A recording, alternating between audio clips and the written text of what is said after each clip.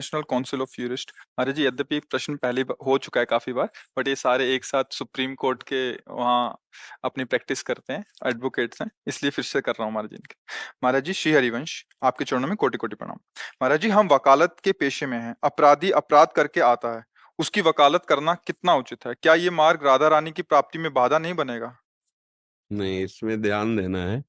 हमें भगवान ने जो सेवा दी है, संपूर्ण सृष्टि श्री भगवान की, पहली बात ये स्वीकार है आपको? ये बात आप मानते हैं कि संपूर्ण सृष्टि का कोई ईश्वर है, कोई महान निर्णायक है, कोई है जो इस पूरी प्रकृति को अपने अधीन करके चलाता है, जिसे भगवान कहते हैं, जिसे ईश्वर कहते हैं। आपकी आस्तिकता में बात है, स्वीकार करते हैं? ठीक है। अब उसने आपको ये वकालत की सेवा दी है, हम सब उसके सेवक हैं, अलग अलग सेवा दी। जैसे मुझे सेवा ये दी तो आपको सेवा होती है, सेवा ही है। जैसे पीछे आपके बैठे हुए हैं हमारे राज कर्मचारी, इनको सेवा दी है।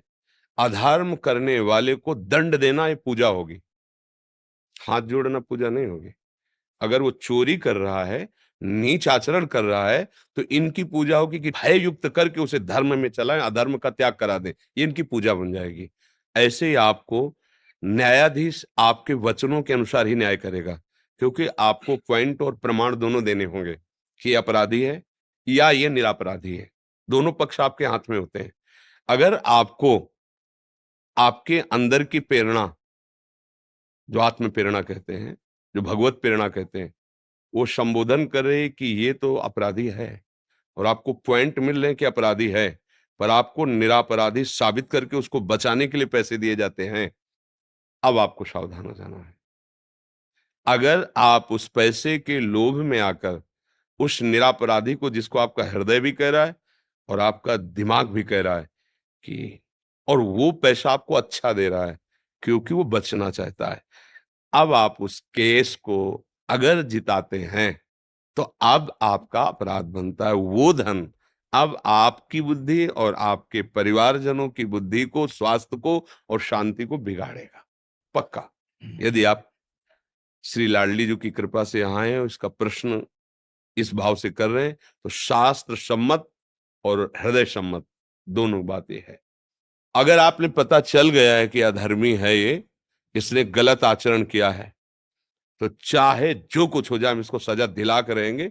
अब पैसा मिले ना मिले, तुम निरपराध हो, हम तुम्हारा साथ देंगे, पैसा हो या ना हो, कि दोबारा कभी अधर्म आचरण ये ऐसे आप जान जो निरापराधों के साथ न कर पाए। आपने ताकत लगा दी, उसको दंड मिला, फांसी मिल गई, आपकी पूजा बन गई। ये सूक्ष्म विषय है। अपराधी को दंड देना आपकी वाणी से होगा, आपके प्रमाण से होगा, क्योंकि न्यायाधीश केवल आपके प्रमाण को ही मानता है। आप जो पॉइंट रखेंगे, आप जो प्रमाण रखेंगे, आपको यही पढ़ाया गया है, और आपने अधर्म का पक्ष लेकर उसे धर्मयुक्त प्रमाणित कर दिया और विजय अधर्म की हुई, तो उसके कारण आप बने ना, तो फिर कारण को तो भुगतना पड़ेगा ना। इसलिए मेरी प्रार्थना है, भले नमक रोटी खाना, पैदल चलना, लेकिन धर्म से चलोगे तो एक दिन ऐसी विजय प्राप्त होगी जो इस लोक और परलोक दोनों में आपको सुख और शांति प्रदान करेगी। समय भले लगे, धर्म से चलने वाले को यह जरूर है कि बगल से आपका ही मित्र निकलेगा बढ़िया गाड़ी में, वो आप हो सकता है पैदल हो, उसके पास हर सुविधा हो सकता है, लेकिन वो सुविधा एक दिन उसके लिए ऐसे प्रपंच की रचना करेगी कि वो जीते जी जलेगा, और ये असुविधा आपकी एक दिन ऐसे सुख शांति मिलेगी कि आपका अपने परिवार में जाकर आपको उसके देख के संतोष होगा, हृदय शीतल रहेगा, और आपको भगवान का संरक्षण मिलेगा। अगर भगवान का संरक्षण है तो फिर कौन बिगाड़ सकता है? तो मुझे लगता है कि अगर आपको पता है कि यह अधर्मी है, फिर आपको साथ नहीं देना चाहिए।